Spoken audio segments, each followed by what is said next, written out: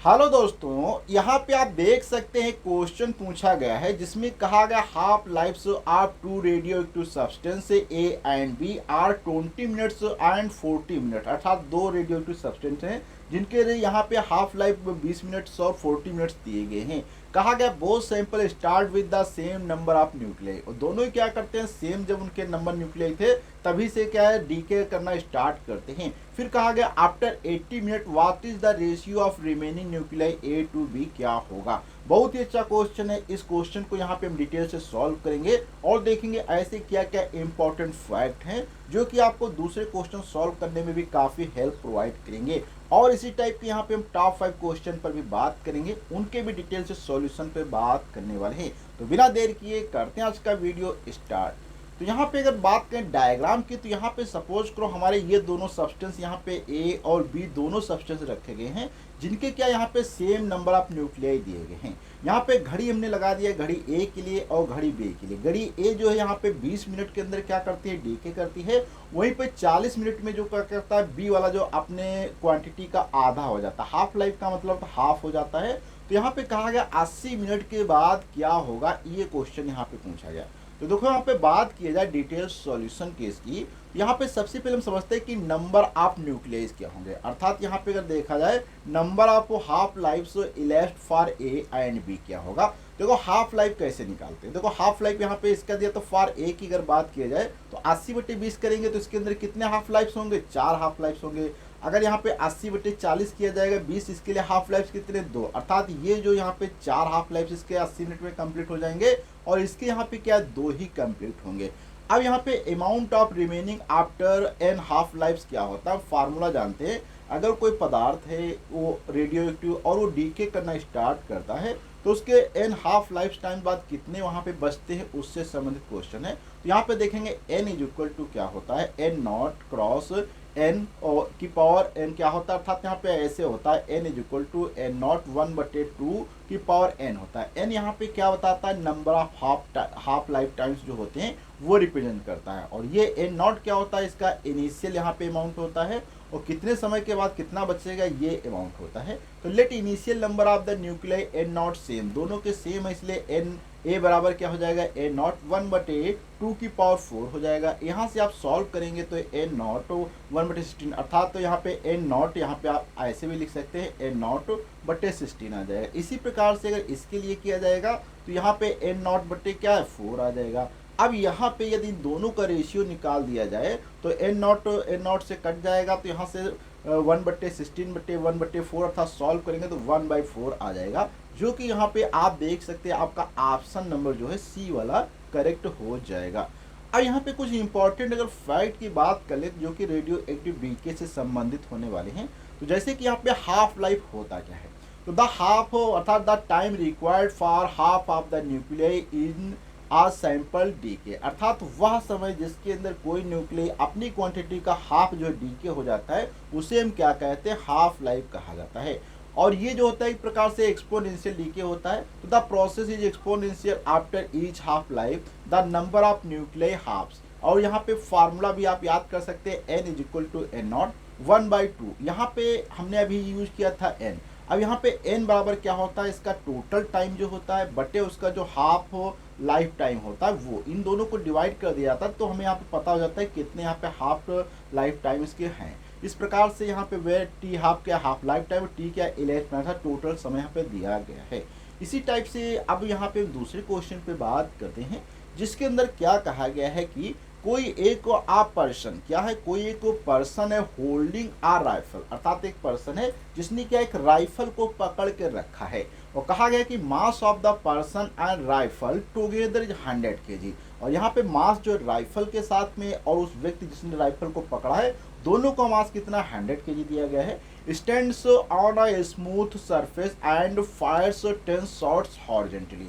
और ये क्या है, एक उस सरफेस के ऊपर स्मूथ सरफेस है अर्थात वहाँ फ्रिक्शन फोर्स कोई नहीं दिया, उसके ऊपर खड़ा है और ये फायर करता है 10 शॉट हॉरिजॉन्टली, अर्थात इसने 10 क्या यहाँ पे फायर किया है इन 5 सेकंड के, इसने क्या 10 जो है यहाँ पे कारतूस को फायर कर दिया। Each bullet has the mass of 10 ग्राम, और प्रत्येक जो बुलेट यहाँ पे निकलती है राइफल से उसका मास 10 ग्राम है। विद अ मजल वेलोसिटी ऑफ 8 800 मीटर पर सेकेंड, और यहाँ पे इसकी वेलोसिटी कितनी है 800 मीटर पर सेकेंड है।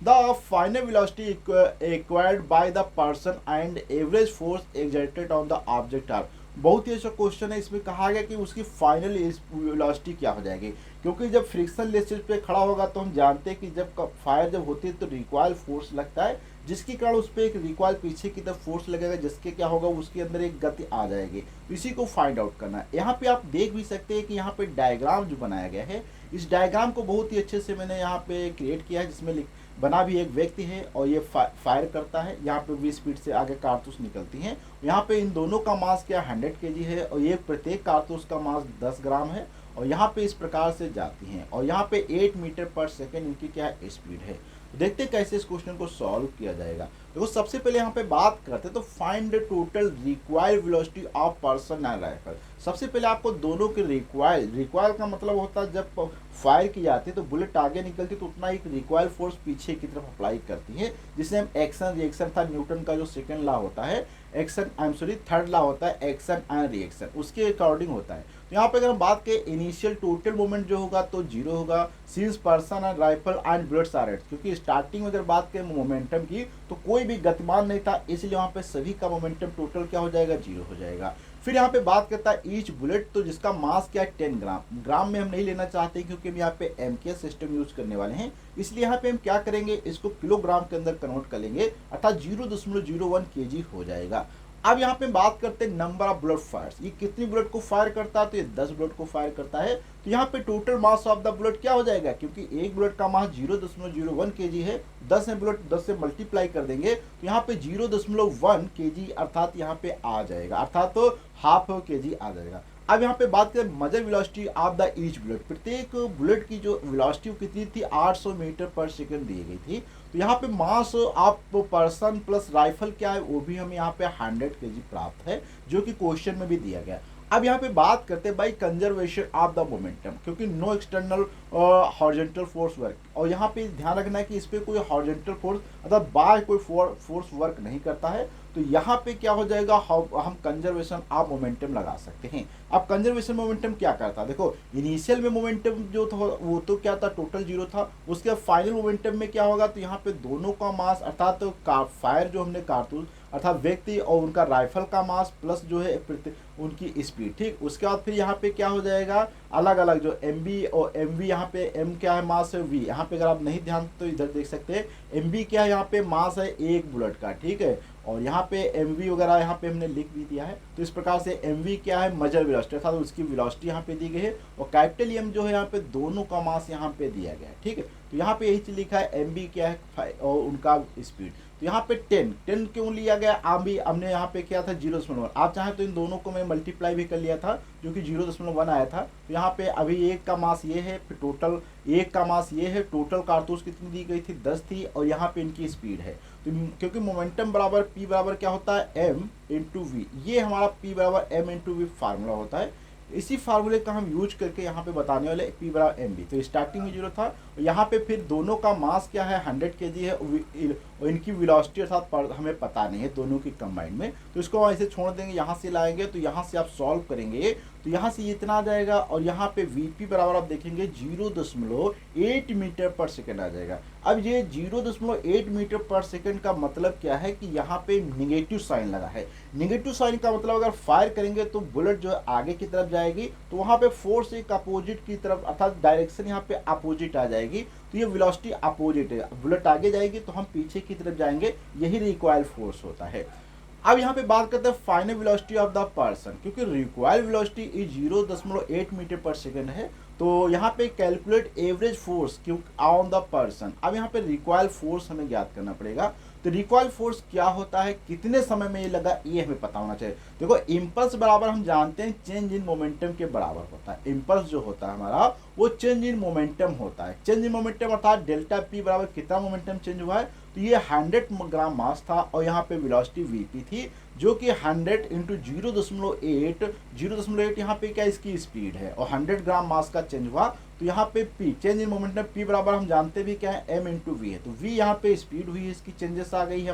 हमने भी देखा क्योंकि हमारी स्पीड क्या थी, पहले 0 थी, फिर क्या 0.8 मीटर की यहाँ पे हमें स्पीड प्राप्त हो चुकी है। और ये कितना मास था, जब 100 केजी का मास था। तो यहाँ से क्या है 80 केजी जो है मीटर पर सेकंड, यहाँ से हमारा क्या है मोमेंटम, अर्थात यहाँ से इम्पल्स निकल के आ चुका है। तो यहाँ पे टाइम टेकन टू फायर कितना समय लेता है, 5 सेकंड के लेता है। तो एवरेज फोर्स की बात करें तो एफ एवरेज बराबर क्या होता है, डेल्टा पी बटे डेल्टा टी होता है, अर्थात तो rate of change of momentum with respect to time is called the F average कहलाता है। तो यहीं से आप देखेंगे 60 न्यूटन हमारा निकल आता है, जो कि फाइनल आंसर आप देखेंगे तो माइनस का 1.6 मीटर पर सेकेंड और 60 न्यूटन, जो कि डी ऑप्शन आपको देखने को मिल जाएगा। अब यहीं पे बात करते हैं डबल और चेक, अगर आप करना चाहें तो और कैलकुलेशन वेलोसिटी वगैरह, बट है यहाँ पे आप अलग अलग चेक भी कर सकते हैं। इस प्रकार से यहाँ पे मैंने डिटेल से इस क्वेश्चन को सॉल्व किया और हर ऑप्शन को भी आप चेक कर सकते हैं। इसके लिए आपको यहाँ पे आपको एक डिस्क्रिप्शन बॉक्स के अंदर लिंक मिल जाएगी, उसके ऊपर क्लिक करके आप डायरेक्ट इस पूरी पीडीएफ को पढ़ सकते हैं और समझ सकते हैं। अब यहाँ पे और भी ये सभी पॉइंट्स यहाँ पे लिखे हैं जिनको आप चेक कर सकते हैं। इंपॉर्टेंट फैक्ट भी मैंने यहाँ पे लिख दिए हैं, जैसे कि कंजर्वेशन ऑफ द मोमेंटम क्या होता है, in the absence of external force momentum is always conserve during the firing or explosion type problems. Recoil क्या होता है, when a gun is fired the gun या person recoils with momentum equal in the magnitude and opposite direction to that of the bullet. Impulse momentum क्या होता है, theorem, तो average of force is given by the total impulse divided by the time taken, इसे हम क्या कहते हैं, average force कहते हैं। स्मूथ सरफेस की बात करें तो क्या होता है, implies no friction no momentum conservation applies perfectly. जब भी स्मूथ सरफेस की बात की जाए तो वहां पे हमारा क्या होता है, फ्रिक्शन फोर्स जो होता है बिल्कुल भी नहीं एज्यूम किया जाता है और आसानी से आप वहां पे कंजर्वेशन ऑफ मोमेंटम अप्लाई कर सकते हैं।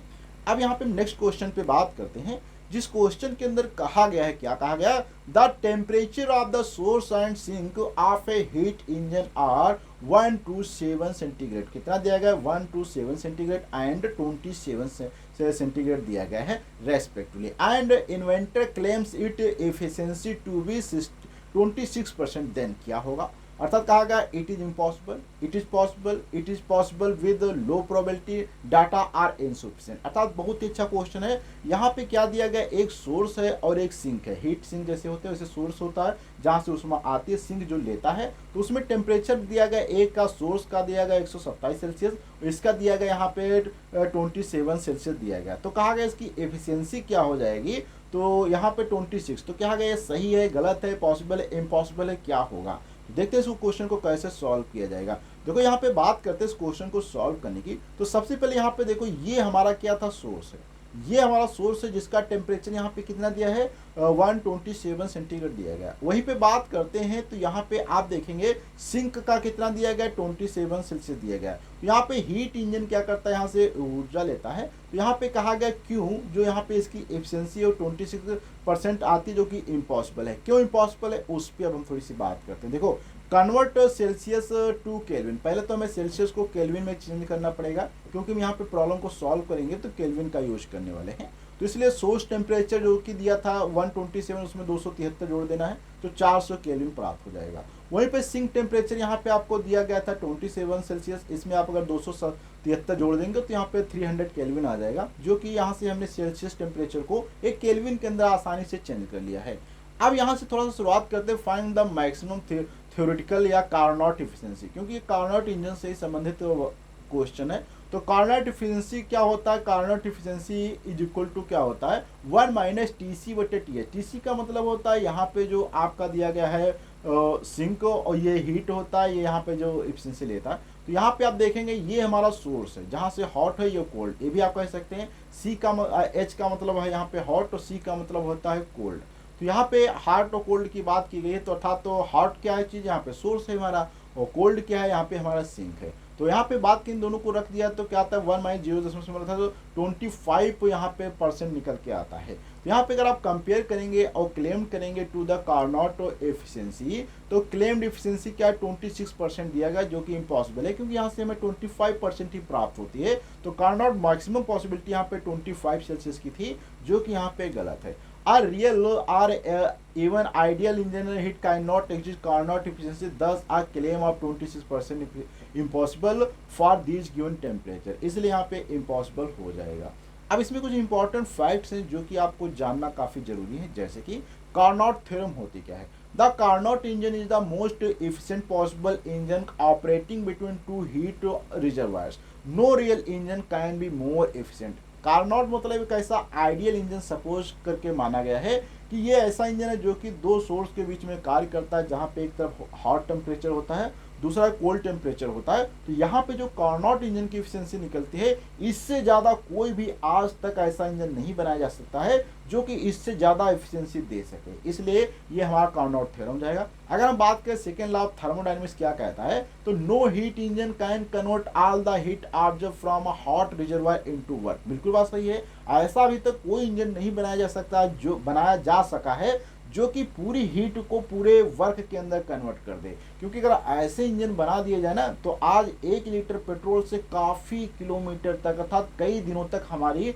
गाड़ियां चल सकती हैं। लेकिन ऐसा नहीं पॉसिबल है, क्योंकि हम पूरे जो ईंधन उसमें लगाते हैं उस पूरे ईंधन को जो हम पूरा एक वर्क के अंदर या मैकेनिकल एनर्जी के अंदर नहीं कन्वर्ट कर पाते हैं, जिस कारण से हमें बहुत ही कम परसेंटेज वहाँ पे उसका फ्यूल का अपने वर्क के अंदर यूज कर पाते हैं। वहीं पे अगर हम बात करते हैं some heat must always be expel to the cold reservoir, यहाँ पे काफ़ी हीट इधर उधर भी काफ़ी बर्बाद हो जाती है। अब यहाँ पे बात करते हैं एफिशिएंसी फार्मूला क्या होता है, तो for heat engine operating between temperature TH and TC, तो यहाँ पे क्या होता है N max is equal to 1 minus TC बटे TH होता है, जो कि अभी मैंने फार्मूले का यूज करके क्वेश्चन सॉल्व किया था। अब इसी में थोड़ा सा और बात करें तो प्रैक्टिकल रियलाइजेशन में क्या होता है इन रियल लाइफ, अर्थात रियल लाइफ में बात किया जाए तो engine efficiency is always less than the Carnot efficiency due to irreversibility, अर्थात फ्रिक्शन हीट लॉस काफ़ी होते हैं। इसलिए यहाँ पे हम क्या प्रैक्टिकल तो इसको कर सकते हैं कि रियल लाइफ में ऐसे भी इंजन नहीं बनाए जा सके हैं। यूनिट कन्वर्जन की बात करें तो always use kelvin for temperature in thermodynamics calculation. और यहाँ पे सबसे इंपॉर्टेंट पॉइंट है कि जब भी आप थर्मोडायनेमिक्स के अंदर कोई भी क्वेश्चन सॉल्व करते हैं तो आपको हमेशा केल्विन में ही लेना है, क्योंकि केल्विन हमारा एसआई सिस्टम के अंदर आ जाता है और केल्विन के अंदर ही आपको थर्मोडायनेमिक्स के सारे क्वेश्चन सॉल्व करने चाहिए। अब यहाँ पे हम नेक्स्ट क्वेश्चन पे बात करते हैं, जिस क्वेश्चन के अंदर कहा गया है consider the following two statement, अर्थात यहाँ पे दो स्टेटमेंट दिए गए हैं। सबसे पहला कहा गया Kirchhoff's junction law follow from the conservation of charge, फिर दूसरा कहा गया है Kirchhoff's loops law follow from the conservation of energy, अर्थात यहाँ पे किरचॉफ्स लॉ के जो दो नियम दिए गए थे। पहला जो कहा गया जंक्शन रूल जो कि चार्ज के कंजर्वेशन को रिप्रेजेंट करता है, दूसरा लूप लॉ जो कि एनर्जी कंजर्वेशन के विषय में बात करता है। तो यहाँ पे कहा गया which of the following correct, क्या होंगे both A and B wrong है, ए करेक्ट है बी रॉन्ग है, ए रॉन्ग है बी करेक्ट है, both A and B correct है, क्या होगा इसी से संबंधित है। तो यहाँ पे मैंने डायग्राम बना दिया, ये आप देख भी सकते हैं। यहाँ पे ये किरचॉफ का फर्स्ट लॉ है जो कि जंक्शन लॉ है, और ये दूसरा जो है लूप लॉ है जो कि सेकेंड लॉ इसको हम कहते हैं। अब यहाँ पे हम देखते हैं कि इसका क्या मतलब है और इसमें क्यों नहीं सही है। तो अगर बात करें किरचॉफ्स जंक्शन लॉ, तो किरचॉफ जंक्शन लॉ क्या कहता है, this law states the algebraic sum of the current at any junction in an electrical circuit is zero. कहने के मतलब जितनी भी किसी जंक्शन पे करंट आ रही होंगी और जाने वाली करंट अगर इन सभी का अलजेब्रिक सम किया जाएगा तो हमेशा वहाँ पे जीरो प्राप्त होगा।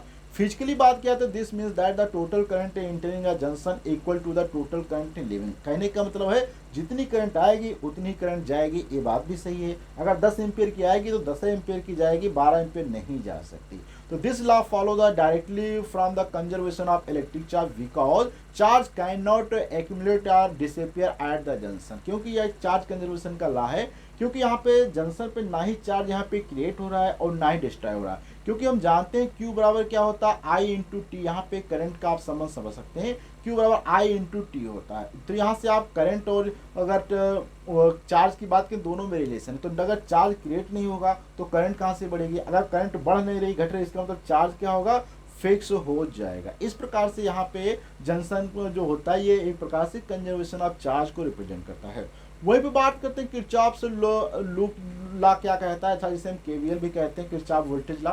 तो this law states the algebraic sum for all the potential difference in any close loop zero, अर्थात तो अलजेब्रिक सम अगर सभी जो यहाँ पे पोटेंशियल डिफरेंस का किया जाए किसी भी क्लोज लूप के अंदर तो भी हमेशा जीरो के बराबर होता है। फिजिकली बात करें तो the sum of the electromagnetic force and potential drop equal zero around any close circuit, ये भी बात सही है। This law follow from the conservation of energy since as a charge complete a loop the total energy given to by the source is digitally used up in the resistor and other moments। अब यहाँ पे match आप करेंगे तो first वाला देखेंगे option क्या आपका सही है, दूसरा भी सही है, इसलिए आपका ऑप्शन यहाँ पे डी वाला जो है वो वाला करेक्ट आ जाएगा। अब यहाँ पे कुछ इंपॉर्टेंट फैक्ट को भी मैंने लिया है जो कि यहाँ पे पढ़ सकते हैं। कहता है कि Kirchhoff law are fundamental for the analysing complex electrical circuit with multiple loops and junction के लिए काफ़ी ज़्यादा हेल्पफुल होता है। कंजर्वेशन प्रिंसिपल की बात करें तो जो केसीएल इनका होता है ये चार्ज को कंजर्व करता है, और लूप लॉ जो होता है ये एनर्जी का कंजर्वेशन रिप्रेजेंट करता है। एप्लीकेशन की बात करें तो these law are the use extensively in the electrical engineering and physics to solve circuit that can not be simplified by the series and parallel transformation only. अर्थात तो ऐसी कॉम्प्लिकेटेड जब सर्किट्स आ जाती हैं तो जहाँ पे हम नॉर्मल तरीके से सीरीज और पैरेलल कॉम्बिनेशन से सॉल्व नहीं कर पाते हैं तो वहाँ पे हमारा जो एप्लीकेशन होता है केवीएल या केसीएल का यूज किया जाता है। एजम्पशन की बात करें तो these law are the valid under the lumped element model अर्थात neglecting electromagnetic wave propagating and capacitive inductive coupling between distance parts होता है। अब यहाँ पे आज का जो हमारा लास्ट क्वेश्चन होने वाला है, जिस क्वेश्चन के अंदर यहाँ पे पूछा गया है कि वेन आप बाय कॉन्वेक्स लेंस अर्थात कोई बाय कॉन्वेक्स लेंस है, आप ग्लास हैवी रिफ्रैक्टिव इंडेक्स 1.47 दी गई है, इज डीप्ड इन अ लिक्विड, एक लिक्विड के अंदर इसको क्या कर दिया गया, डीप कर दिया गया है। It act as a plane sheet of glass, और ये कि क्या है, प्लेन शीट के तरीके से वर्क करता है। This implies that the liquid must have the refractive index, और ये बताता है कि इसकी जो है रिफ्रैक्टिव इंडेक्स क्या होगी, equal to the glass, less than 1 या greater than that of glass, या less than that of glass क्या होगी। देखो यहाँ पे बात किया जाए तो ये हमारे यहाँ पे क्या है, ब्लैक बाई कॉन्वेक्स लेंस दिया गया है, यहाँ से लाइट रेस में आती है और इसी को एक लिक्विड के अंदर रख दिया गया है, और यहाँ पे अर्थात it act as a plane sheet अर्थात डिप्ड इन अ लिक्विड, जो कि एक प्लेन शीट की तरीके से कार्य करता है। तो यहाँ पे इसके अंदर रख दिया गया है। अब देखते हैं इस क्वेश्चन को कैसे सॉल्व किया जाएगा। देखो यहाँ पे सबसे पहले हम प्रॉब्लम को थोड़ा सा एनालाइज करने की कोशिश करते हैं कि क्या इसमें कहा जा रहा है। तो नॉर्मली अगर बात किया तो आप by convex lens converge light due to the bending अर्थात refraction of ray at its curve, अर्थात क्या करता है, अगर कोई भी आपके पास बाय कॉन्वेक्स लेंस है तो उसमें से लाइट अगर ऐसे जाती है तो क्या बेंड होके एक पॉइंट पे हो जाती है। इस प्रकार से अगर यहाँ पे आपका है तो इस प्रकार से जाएंगे, ऐसे ये बेंड होना स्टार्ट कर देते हैं लाइट, ठीक इस प्रकार से, तो ये बेंडिंग हो जाता है। All lens bend light only if its refractive index Ng or glass is different from the refractive index of the surrounding medium, और ये अलग अलग होनी चाहिए। अब यहाँ पे बात करते हैं the lens behave as the plane sheet of the glass, तो फिर यहाँ पे डज नॉट बेंड, अगर ये ग्लास शीट जो एक प्रकार से प्लेन शीट की तरीके से बिहेव करेगा तो इसमें लाइट बेंड ही नहीं करेगी, बिल्कुल बात सही है। तो this means the net refractive by the lens is zero, उस समय क्या होगा, अगर रिफ्रैक्शन की बात किया जाए तो कोई भी इसके अंदर रिफ्रैक्शन ही नहीं होगा इस ग्लास के अंदर, क्योंकि यहाँ पे क्या है, जब लाइट बेंड नहीं हो रही तो कोई रिफ्रैक्शन नहीं होगा। अब यहाँ पे हम थोड़ा सा बात करते हैं लेंस मेकर फार्मूला जो हमारा होता है वो कहता है 1/f बराबर क्या होता है, एन लेंस बटे एन मीडियम, अर्थात यहाँ पे रिफ्रैक्टिव इंडेक्स से जो लेंस की बटे मीडियम की -1 बटे R1 -1 बटे R2 होता है। If the lens act as a plane sheet, जब प्लेन शीट की तरीके से वर्क करेगा तो ये 1/f क्या होता है, ये 0 की इक्वल हो जाएगा, अर्थात Ng L -1 बराबर 0, क्योंकि यहाँ पे ये भी पार्ट इसका 0 के बराबर हो जाएगा, तो Ng माइनस NL यहाँ से निकल के आ जाएगा, अर्थात यहाँ पे ऑप्शन आप देखेंगे आपका ऑप्शन ए वाला करेक्ट हो जाएगा। अब यहाँ पे इंपॉर्टेंट कुछ फैक्ट हैं जो कि आपको जानना जरूरी है, जैसे कि रिफ्रैक्टिव इंडेक्स होता क्या है। देखो, determine how much light bend when passing from one medium to another, इसका मतलब रिफ्रैक्टिव इंडेक्स ये बताता है कि अगर कोई लाइट एक मीडियम से दूसरे मीडियम में जाती है तो कितना ज़्यादा बेंड होती है, उसे हम क्या कहते हैं, रिफ्रैक्टिव इंडेक्स कहा जाता है। अब यहाँ पे बात करते हैं लेंस बिहेवियर का होता है। Are lens only converge a diverge light if its materials refractive index differ from the surrounding medium, और ये भी ध्यान रखना है कि ऐसा नहीं कि हमेशा अगर आपने कोई कॉन्वेक्स या कॉन्केव लेंस लिया तो हमेशा क्या करेगा, वो लाइट को जो है बेंड करेगा या स्प्रेड करेगा, ऐसा नहीं। डाइवर्ज या कन्वर्जेंस तभी करेगा जब वो जहाँ पे रखा गया उसकी रिफ्रैक्टिव इंडेक्स जो है उस मीडियम से अर्थात उस लेंस से अलग होनी चाहिए। ऐसा नहीं कि आपने जिस लेंस को रखा है, जो लेंस की रिफ्रैक्टिव इंडेक्स है, वही अगर आपने उस मीडियम के अंदर रखा जिसकी भी रिफ्रैक्टिव इंडेक्स सेम है, तो वहाँ पे ना ही लाइट बेंड होगी ना ही होगी, वो सीधे निकल जाएगी, अर्थात एक प्रकार से प्लेन शीट की तरीके से वर्क करता है। तो यहाँ पे लेंस मेकर फार्मूला जो होता है ये बताता है 1/f बराबर N2 - N2/N1 -1 1/r1 -1/r2 होता है। यदि यहाँ पे n1 n2 बराबर है, इसका मतलब क्या हो जाएगा, f इनफाइनाइट हो जाएगा। And the lens has no focusing power. Practical application की बात किया जाए, if immersion liquid matches glass index the lens disappear optically, no reflection at the surface प्राप्त होता है। तो आज के वीडियो में हमने कुछ ऐसे टॉप 5 क्वेश्चन पे बात किया जो कि आपके UP PGT, TGT, LT grade या यूपी पीसीएस या किसी भी टीचिंग एग्जाम से संबंधित होने वाले थे। तो अगले वीडियो मिलेंगे इसी टाइप के और भी टॉप 5 क्वेश्चन पे बात करेंगे। और यदि आप चाहते हैं इस पूरे वीडियो की पीडीएफ को पढ़ना और डाउनलोड करना, तो आसानी से आपको लिंक नीचे डिस्क्रिप्शन बॉक्स में मिल जाएगी, वहां पे जाके आसानी से आप डाउनलोड करके भी पढ़ सकते हैं। तो अगले वीडियो मिलेंगे, जब तक के लिए धन्यवाद।